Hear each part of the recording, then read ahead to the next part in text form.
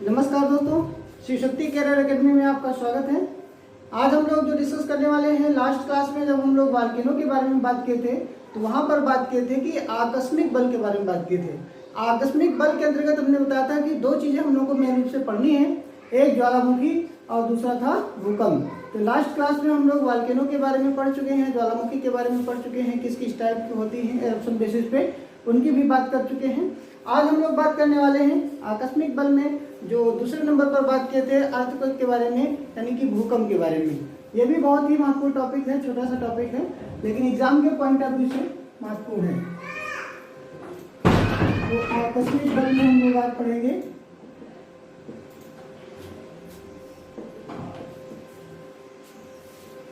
आज इसमें हम लोग पढ़ेंगे भूकंप के बारे में।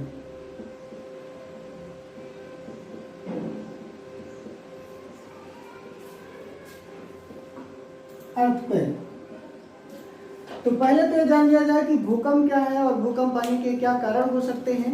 उसके बाद भूकंप से अर्थक्वेक से रिलेटेड और भी बहुत सारी चीजें बात करेंगे।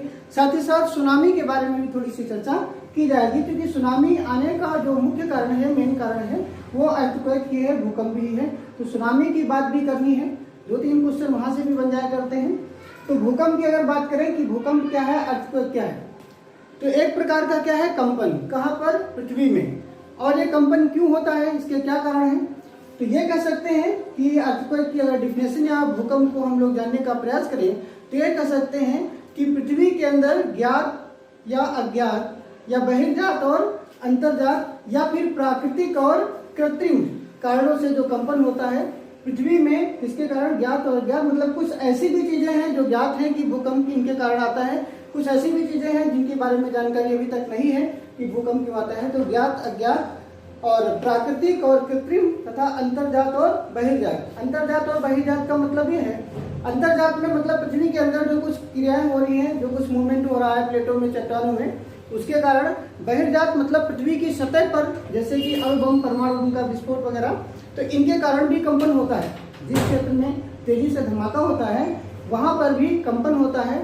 तो भूकंप को सीधी भाषा में समझ सकते हैं कि पृथ्वी में जो कंपन होता है उसी को भूकंप कहा जाता है। और ये ज्ञात या किसी अज्ञात कारण की वजह से हो सकता है, प्राकृतिक या कृत्रिम कारण की वजह से हो सकता है, और अंतर्जात और बहिर्जात कारण के कारण हो सकता है। ठीक है, फिलहाल आपसे भूकंप की परिभाषा नहीं पूछी जाएगी। यहाँ पर भूकंप की डिफिनेशन हम लोग डिस्कस जरूर कर लिए हैं समझने के लिए। इससे रिलेटेड जो क्वेश्चन आएंगे, कहाँ से आएंगे, उसकी बात करते रहेंगे। तो ये है अर्थक्वेक। दूसरी बात, भूकंप आने के क्या कारण हैं? तो पृथ्वी का बहुत सारे इसके कारण हैं। पृथ्वी का अपने ही अक्ष पर घूर्णन, इसके वजह से भी भूकंप आता है। भ्रंशन और वलन की जो क्रियाएं हैं, भ्रंश का मतलब दरार और वलन का मतलब जो सरफेस का मुड़ जाना, वलित हो जाना, फोल्ड हो जाना, तो इसके कारण भी भूकंप आते हैं। साथ ही साथ ज्वालामुखी उद्गार, जब ज्वालामुखी में विस्फोट होता है तब भी उसके कारण कंपन उत्पन्न होता है, तो वो स्थिति भी भूकंप के लिए होती है। इसके अलावा प्लेटों में जो मूवमेंट हो रहा है, लास्ट क्लास में हम लोगों ने बात किया था कि 7 बड़ी प्लेटें हैं, 7 बड़ी चट्टानें हैं जिनमें गति।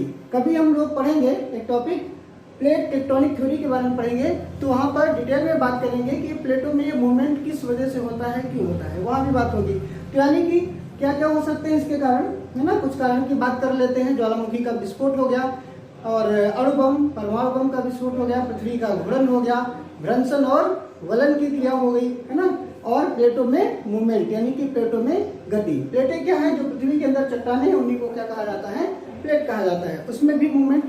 इसका ये भी कारण है भूकंप आने का। ठीक है, साथ ही साथ यहाँ पर जो क्वेश्चन आते हैं, भूकंप लेखी यंत्र के बारे में क्वेश्चन आता है, अधिकेंद्र क्या होता है, और जो है उद्गम केंद्र क्या होता है, यानी कि भूकंप का मूल क्या होता है, उसके बारे में भी क्वेश्चन आते हैं। तो भूकंप का मूल क्या है? भूकंप मूल या उत्पत्ति केंद्र,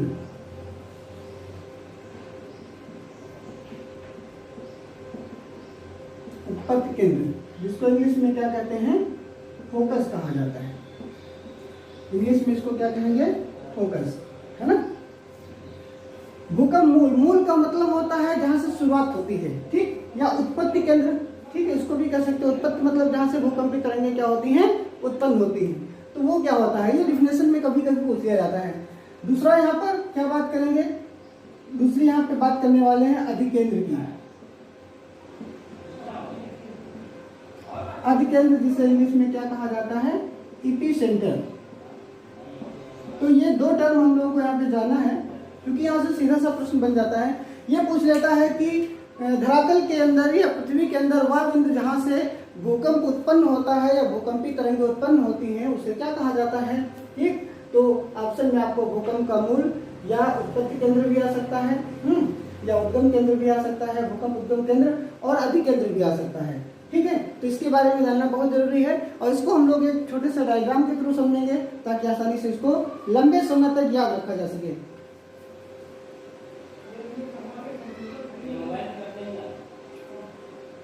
ये यहाँ पर हमने जो लाइन खींच दी है ये पृथ्वी की सतह है, पृथ्वी के सबसे ऊपर की सतह है। अब यहाँ पर हम लोग नीचे धरातल के अंदर यहाँ पर एक पॉइंट बनाते हैं। ठीक है,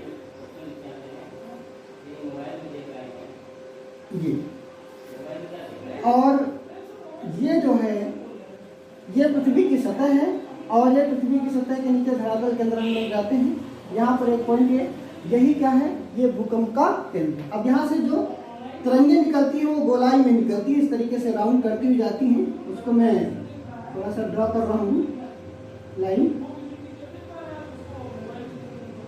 ये क्या है, ये भूकंपी तरंगे हैं। ये लाइनें जो हम लोग देख रहे हैं भूकंपी तरंगे हैं या भूकंपी लहरें हैं। ठीक है, तो ये जो हो गया इसी को क्या कहते हैं, भूकंप मूल या फोकस। भूकंप का मूल या इसी को क्या कहते हैं, फोकस कहा जाता है।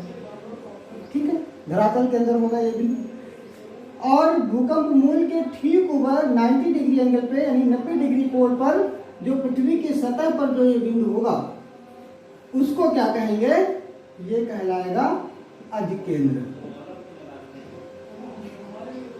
अगर आप इस डायग्राम को समझ लिए तो ये चीजें आपको हमेशा याद रहने वाली हैं, बहुत ज्यादा रिवीजन की आवश्यकता नहीं होगी। एक लाइन हमने ये ड्रॉ कर दिया, एक लाइन ये ड्रॉ। अच्छा, ये जो लाइनें ड्रॉ किए हैं ये ऐसा नहीं है कि जो भूकंपी लहरें जाएंगी वो केवल सीधी जाएंगी 90 डिग्री पे जाएंगी, वो चारों ओर जाती हैं। इस तरफ भी जाएंगी, इस तरफ भी जाएंगी, इस तरफ भी जाएंगी, इस तरफ भी जाएंगी और इस तरफ भी जाएंगी। लेकिन यहाँ पर कुछ लाइनें हमने बना दिया है, सारी नहीं बनाई है, क्योंकि भूकंप के मूल से, भूकंप के केंद्र से उसके चारों ओर जो है भूकंपी तरंगों की गति होती है, भूकंपी लहरें जाती हैं, भूकंपी तरंगें जाती हैं। तो अगर ये हम लोग कहें कि भूकंप का मूल क्या है, तो ये धरातल हो गया। धरातल या पृथ्वी की सतह के अंदर, ऐसा कह सकते हैं, धरातल या पृथ्वी की सतह के अंदर वह बिंदु, धरातल या पृथ्वी सतह के अंदर वह बिंदु जहां से भूकंपी तरंगें उत्पन्न होती हैं या भूकंपी लहरें उत्पन्न होती हैं, उसी को क्या कहते हैं, भूकंप मूल कहा जाता है या फोकस कहा जाता है। अब अधिकेंद्र क्या है, इसकी क्या परिभाषा होगी, इसको देखते हैं, है ना। तो भूकंप मूल के ठीक ऊपर, भूकंप मूल के ठीक ऊपर 90 डिग्री कोण पर धरातल पर स्थित वह बिंदु, क्या कहेंगे, भूकंप मूल के ठीक ऊपर 90 डिग्री पर धरातल के ऊपर या पृथ्वी की सतह के ऊपर स्थित वह बिंदु जहां पर भूकंपी तरंगें सबसे पहले पहुंचती हैं और सर्वाधिक विनाश भी करती हैं, उसी को क्या कहेंगे, उसी को अधिकेंद्र कहा जाता है। ठीक है, तो भूकंप का मूल क्या है, अधिकेंद्र क्या है, दोनों हम लोगों ने जान लिया। अब देखिए यहाँ पे क्वेश्चन, मान लीजिए हमने इस तरीके से यहाँ पर कुछ संकेत लिख दिए A B C D और E। ठीक है, अब यहाँ से आपसे क्वेश्चन पूछा जाए, ये मान लीजिए डायग्राम बना के आ जाए, सिविल सेवा के एग्जाम में आ सकता है, ऐसे भी डायग्राम बना के आ जाए और पूछे कि सर्वाधिक विनाश, भूकंपी तरंगों से सर्वाधिक विनाश कहाँ पर होगा, तो सर्वाधिक विनाश कहाँ होगा, अधिकेंद्र पर होगा।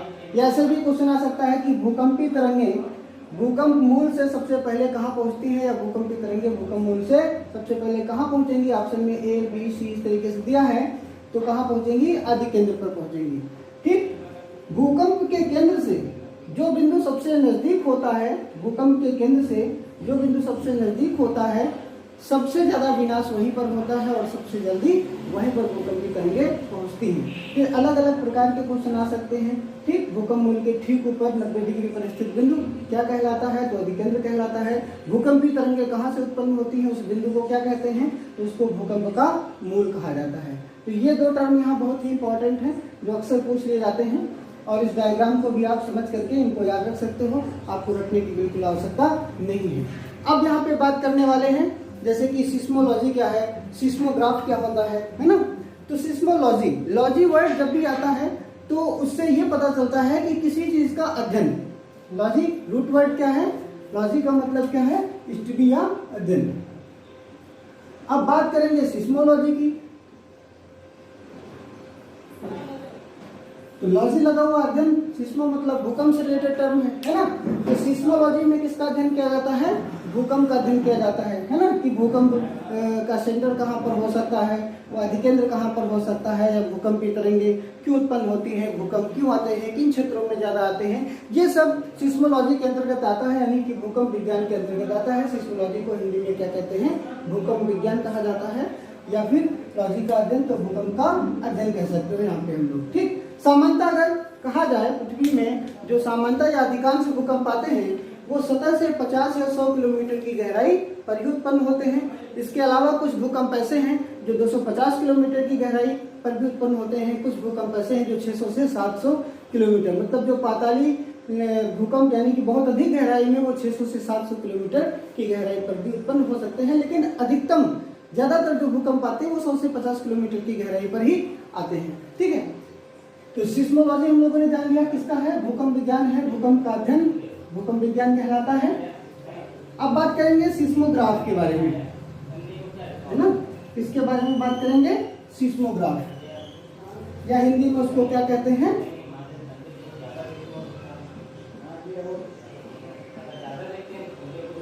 भूकंप लेखी या भूकंप मापी यंत्र, है ना। भूकंप लेखी या भूकंप मापी यंत्र, उसको क्या कहेंगे? सिस्मोग्राफ। यहां पर आपको इंग्लिश टर्म याद रखना है, क्योंकि यही इंग्लिश टर्म देवनागरी लिपि में लिख के आ जाता है इस तरीके से। तो अगर आप केवल भूकंप लेखी यंत्र या भूकंप मापी यंत्र याद रखें, सिस्मोग्राफ, ये अगर आपको इंग्लिश टर्म नहीं पता है तो क्वेश्चन आपका गलत हो सकता है। तो ज्योग्राफी में हमने पहले भी बताया था कि बहुत सारे टर्म ऐसे हैं जिनकी इंग्लिश ही अक्सर लिख करके आ जाती है, देवनागरी लिपि में आ जाती है। ठीक, तो सिस्मोग्राफ। अब बात करते हैं सिस्मोग्राफ क्या है। तो भूकंपी तरंगों का अंकन, भूकंपी तरंगों का अंकन करने वाला यंत्र है, या भूकंपों का अंकन करने वाला यंत्र, या दूसरी भाषा में यह कह सकते हैं कि भूकंप लेखी या भूकंप मापी यंत्र या सिस्मोग्राफ के द्वारा भूकंप की उत्पत्ति का पता लगाया जाता है। मतलब भूकंप का सेंटर कहाँ पर रहा, फोकस कहाँ पर रहा, भूकंप का मूल कहाँ पर रहा। अलग अलग समय पे भूकंप आते हैं, उनका सेंटर अलग अलग होता है ना। तो जैसे कि अगर बात करें तो ये साल में कहीं ना कहीं भूकंप आते ही रहते हैं। बड़ा भीषण एक भूकंप 2015 में भी जो आया था, उसका काठमांडू, नेपाल की जो राजधानी काठमांडू के पास उसका सेंटर था। कुछ बड़े भूकंपों की बात अगर करें तो 1787 ईस्वी में कलकत्ता का भूकंप बहुत ही विनाशकारी रहा। कब? 1787 ईस्वी में कलकत्ता में बड़ा विनाशकारी भूकंप आया था, और जिसमें करीब 3 लाख लोगों की मौत हो गई थी। उसके बाद अगर और कुछ बड़े भूकंपों की बात की जाए तो करीब 1885 की बात करें और कश्मीर में बहुत ही भीषण भूकंप आया, है ना। 1885 ईस्वी में अगर बात करें विनाशकारी, सर्वाधिक विनाशकारी भूकंप जो आया तो कश्मीर में आया, और इसमें करीब 30,000 लोगों को अपनी जान गंवानी पड़ी, है ना। भूकंप के कारण भवन या इमारतें गिरती हैं, उस तरीके से धरतियां भी फट जाती हैं, उस तरीके से मान हानि बहुत होती है, जनों का नुकसान होता है, लोगों का नुकसान होता है। उसके बाद अगर एक भूकंप और 1993 की बात करें, 1993 ईस्वी में बहुत ही भीषण भूकंप आया, वो आया लातूर। कहाँ पर आया? लातूर में। लातूर कहाँ पड़ता है? महाराष्ट्र। ये माना जाता है कि जो प्रागैतिक भारत है वहाँ पर भूकंप कम आते हैं, लेकिन 1993 का जो लातूर में भूकंप आया, इसमें करीब 10,000 लोगों की मौत हो गई इस भूकंप के कारण। अगला जो भीषण विनाशकारी भूकंप की बात करें, 26 जनवरी 2001 को, और ये गुजरात के भुज में आया था। भुज, कहाँ पर? गुजरात। 26 जनवरी 2001 का जो गुजरात के भुज में भूकंप आया, इसमें भी बहुत ज़्यादा जनहानि हुई और इसमें करीब 16 से 16,500 लोगों की मौत हो गई। तो ये कुछ बड़े भूकंप हैं जो भारत में, जैसे कि 1787 का कलकत्ता का भूकंप की बात कर लें, 1885 में कश्मीर के भूकंप की बात कर लें, कलकत्ता में इसमें करीब 3 लाख लोग, कश्मीर में करीब 30,000 लोगों की मृत्यु हो गई। जब ये भूकंप आया 1993 में महाराष्ट्र के लातूर में जो बहुत ही विनाशकारी भूकंप आया, इसमें भी करीब 10,000 लोगों की मृत्यु हो गई। और 26 जनवरी 2001 को, ठीक है, 26 जनवरी 2001 को भुज जो है एक डिस्ट्रिक्ट है, वो कहाँ पड़ता है? गुजरात में पड़ता है। तो वहाँ पर भूकंप आया।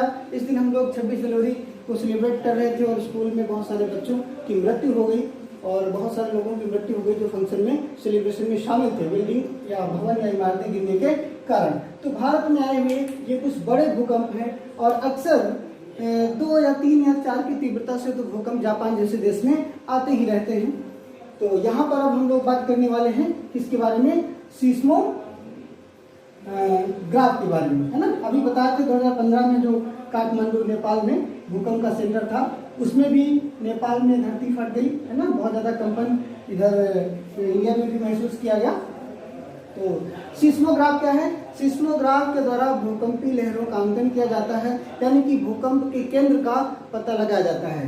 यह एक ऐसा यंत्र है जिसके द्वारा भूकंप के केंद्र का पता लगाया जाता है। ठीक, साथ ही साथ कुछ पैमाने भी यहाँ पर हैं। भूकंप के मापन में मेन रूप से 2 प्रकार के पैमाने यूज में लाए जाते हैं और उसमें से एक मैकेली पैमाना है और एक जो है रिचर या रिक्टर पैमाना जिसको कहते हैं। तो अब यहाँ पे बात करेंगे भूकंप के मापन के जो पैमाने हैं।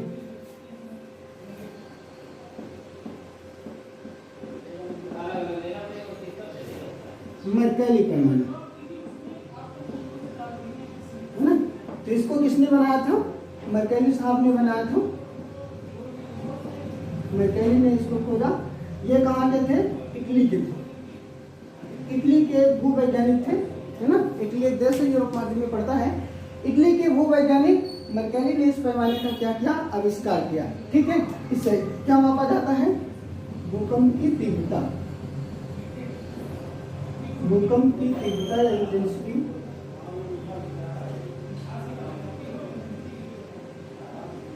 भूकंप की तीव्रता मापी जाती है। इस पर जो अंक होते हैं वो 1 से 12 तक होते हैं। 1 नंबर से लेके 1 जो डिजिट है, नंबर है, उससे लेकर के 12 डिजिट तक, यानी कि 1 से लेके 12 तक इस पर अंक होते हैं मैकेली पैमाने पर। और इससे क्या मापा जाता है? भूकंप की तीव्रता मापी जाती है। किसने आविष्कार किया था इसका? इटली के जो एक भूवैज्ञानिक थे जिनका नाम मैकेली था, तो उन्हीं के नाम पर इसका नाम रख दिया गया, मैकेली स्केल या मैकेली पैमाना इसका नाम रख दिया गया। ठीक है, सामान्यतः इस पैमाने का उपयोग बहुत ज़्यादा नहीं किया जाता है, मतलब कुछ ही देशों में किया जाता है। और जो बहुत ही उपयोग में आने वाला, भूकंप की तीव्रता को मापने के लिए बहुत अधिक उपयोग में लाया जाने वाला जो पैमाना है वो है रिचर पैमाना, या इसी को रिक्टर पैमाना भी कहा जाता है।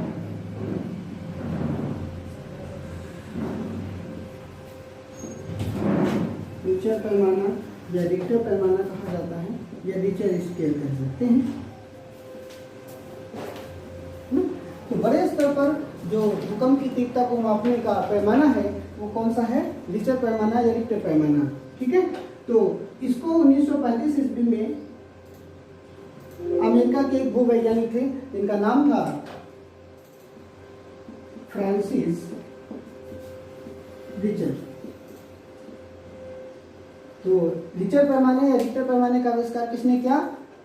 1935 में अमेरिका के एक जो भूवैज्ञानिक थे उनका नाम था फ्रांसिस रिचर। इन्होंने इसका आविष्कार किया। रिचर पैमाने का भी क्या काम है? तो भूकंप की तीव्रता मापी जाती है इससे। भूकंप की तीव्रता का मापन किया जाता है। कितनी इंटेंसिटी से अर्थक्वेक आया है, भूकंप आया है, वो भी रिक्टर से। बड़े स्तर पर जो पैमाना इस्तेमाल होता है भूकंप की तीव्रता को मापने के लिए, वो कौन सा है? रिक्टर स्केल या रिक्टर पैमाना ही है। रिक्टर पैमाने पर जो अंक होते हैं वो 1 to 9, 1 से लेकर 9 तक स्ट्रेंथ होते हैं। बड़े स्तर पर इसका प्रयोग किया जाता है। तो भूकंप किस तीव्रता से? माना जाता है कि रिक्टर पैमाने पर अगर 7 या 6 या 7 की तीव्रता का भूकंप आता है या उससे अधिक तीव्रता का भूकंप आता है तो बहुत ज़्यादा विनाशकारी होता है। और 9 की तीव्रता से अगर भूकंप आने की बात करें तो 9 की तीव्रता से जब भूकंप आएगा तो पृथ्वी में बहुत ज़्यादा कंपन हो जाएगा और ये माना जाता है कि सर्वाधिक विनाश हो सकता है। यानी महासागर का जल स्थलीय भाग पर आ जाएगा और इमारतें गिर जाएंगी, धरती फट जाएगी। इससे बहुत ज़्यादा जनहानि भी होगी, यानी कि पूरी पृथ्वी पे विनाश माना जा सकता है ना। तो ये दो पैमाने बहुत ही महत्वपूर्ण यहाँ से हैं। और आगे फिर इसी में जो बात करते हैं,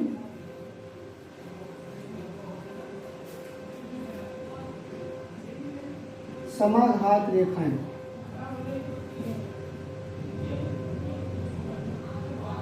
समाघात रेखाएं जिसको क्या कहते हैं इंग्लिश में? आइसोसीस्मल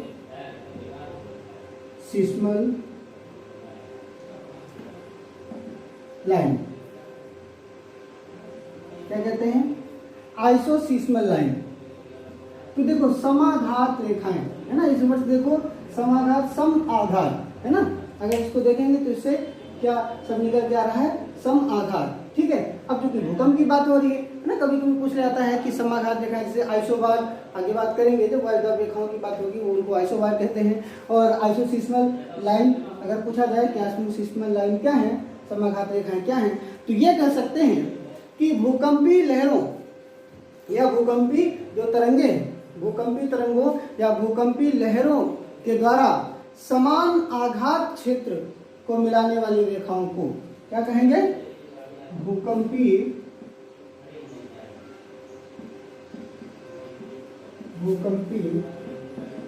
तरंगों या लहरों के द्वारा समान आघात क्षेत्रों को मिलाने वाली रेखाओं को क्या कहा जाता है? समाघात रेखाएं। भूकंपी तरंगों के द्वारा उत्पन्न समान आघात या भूकंपी तरंगों के द्वारा उत्पन्न समान आघात क्षेत्रों को मिलाने वाली जो काल्पनिक रेखाएं होती हैं उनको क्या कहा जाता है? समाघात रेखाएं कहा जाता है। और ये रेखाएं अधिकेंद्र के चारों ओर पाई जाती हैं। ये भी काल्पनिक रेखाएं हैं, ये आपको दिखेंगी नहीं। तो समाघात, अब देखो क्वेश्चन यहाँ पर कैसे आएगा? क्वेश्चन आ सकता है कि भूकंपी तरंगों के द्वारा उत्पन्न सम आघात क्षेत्रों को या भूकंपी तरंगों के द्वारा समान आघात क्षेत्रों को मिलाने वाली रेखाओं को क्या कहा जाता है? ठीक, समाघात रेखाएं या आइसोसीस्मल लाइंस या आइसोबार कहा जाता है ना। इस तरीके से ऑप्शन में आ सकता है। तो भूकंपी तरंगों या भूकंपी लहरों के द्वारा समान आघात क्षेत्रों को मिलाने वाली रेखाओं को क्या कहा जाता है? समाघात रेखाएं। यानी किससे संबंधित है? तो अर्थक्वेक से संबंधित है, भूकंप से संबंधित रेखाएं मानी जाती है। ठीक, अब यहाँ पर बात कर लेते हैं कि जो भूकंपी तरंगे हैं, भूकंपी लहरें हैं, वो कौन कौन से प्रकार की होती है? तो भूकंपी तरंगों के प्रकार।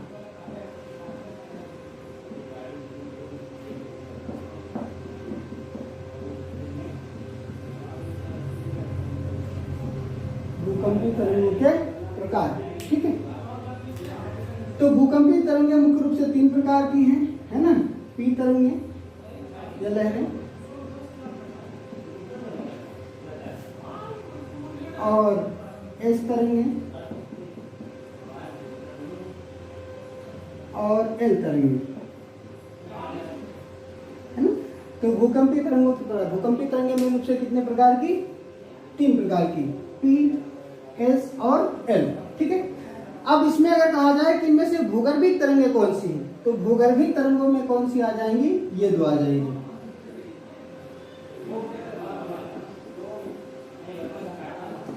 भूगर्भिक तरंगें, भूगर्भिक तरंगें मतलब जो भूगर्भ के अंदर, पृथ्वी के अंदर जो उत्पन्न होती हैं वो भूगर्भिक तरंगें हो जाएंगी। और ये क्या हो जाएंगी, ये सतही तरंगे, धरातली तरंगे इनको कह सकते हैं, यानी कि सतह पर या धरातल पर।